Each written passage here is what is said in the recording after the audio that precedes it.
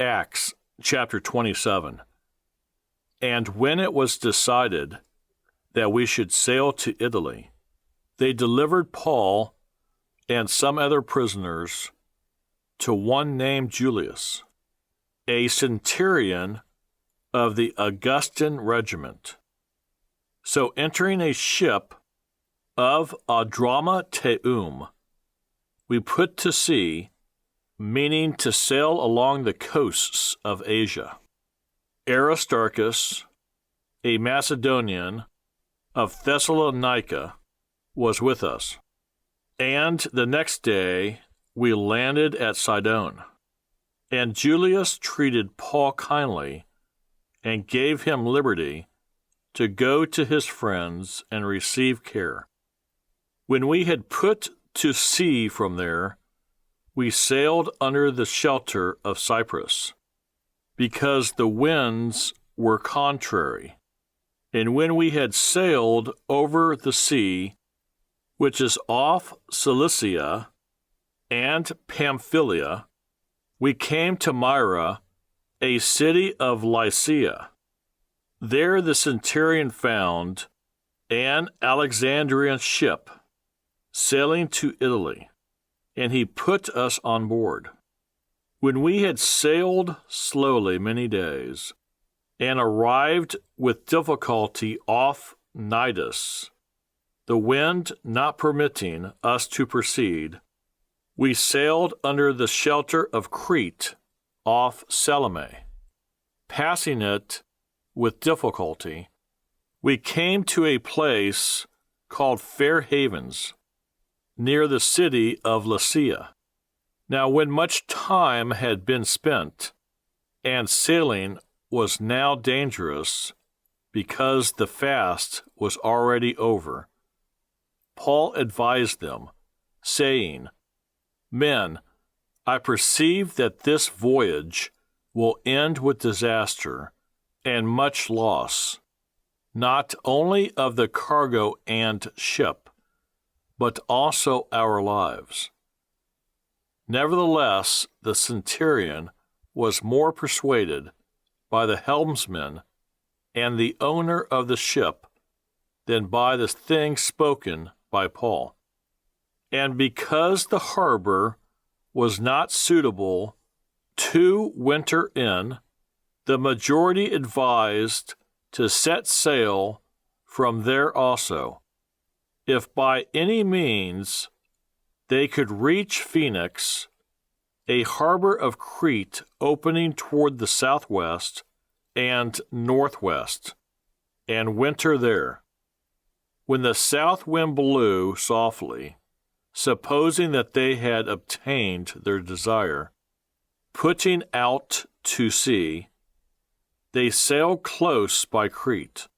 But not long after, a tempestuous headwind arose, called Euroclydon. So when the ship was caught and could not head into the wind, we let her drive, and running under the shelter of an island called Clauda, we secured the skiff with difficulty. When they had taken it on board, they used cables to undergird the ship, and fearing lest they should run aground on the Syrtis sands, they struck sail and so were driven. And because we were exceedingly tempest-tossed, the next day they lightened the ship. On the third day, we threw the ship's tackle overboard with our own hands. Now when neither sun nor stars appeared for many days, and no small tempest beat on us, all hope that we would be saved was finally given up. But after long abstinence from food, then Paul stood in the midst of them and said, Men, you should have listened to me and not have sailed from Crete, and incurred this disaster and loss. And now I urge you to take heart, for there will be no loss of life among you, but only of the ship. For there stood by me this night an angel of the God, to whom I belong and whom I serve, saying, Do not be afraid, Paul, you must be brought before Caesar, and indeed God has granted you all those who sail with you. Therefore, take heart, men, for I believe God that it will be just as it was told me. However, we must run aground on a certain island. Now, when the 14th night had come, as we were driven up and down in the Adriatic Sea, about midnight, the sailors sensed that they were drawing near some land. And they took soundings and found it to be 20 fathoms. And when they had gone a little farther, they took soundings again and found it to be 15 fathoms. Then, fearing lest we should run aground on the rocks, they dropped 4 anchors from the stern and prayed for day to come. And as the sailors were seeking to escape from the ship, when they had let down the skiff into the sea, under pretense of putting out anchors from the prow, Paul said to the centurion and the soldiers, Unless these men stay in the ship, you cannot be saved. Then the soldiers cut away the ropes of the skiff and let it fall off. And as day was about to dawn, Paul implored them all to take food, saying, Today is the 14th day you have waited and continued without food, and eaten nothing. Therefore, I urge you to take nourishment, for this is for your survival, since not a hair will fall from the head of any of you. And when he had said these things, he took bread and gave thanks to God in the presence of them all. And when he had broken it, he began to eat. Then they were all encouraged, and also took food themselves.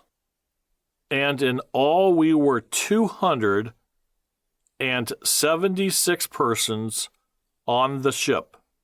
So when they had eaten enough, they lightened the ship and threw out the wheat into the sea.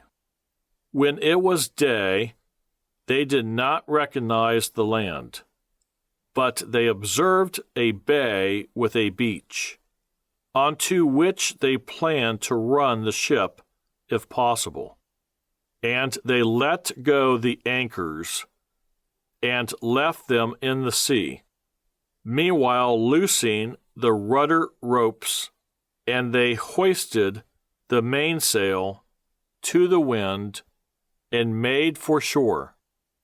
But striking a place where 2 seas met, they ran the ship aground, and the prow struck fast and remained immovable, but the stern was being broken up by the violence of the waves. And the soldiers' plan was to kill the prisoners, lest any of them should swim away and escape. But the centurion, wanting to save Paul, kept them from their purpose, and commanded that those who could swim should jump overboard first and get to land, and the rest, some on boards and some on parts of the ship. And so it was that they all escaped safely to land. There's so much to learn about how to turn all your words of life that burn in me into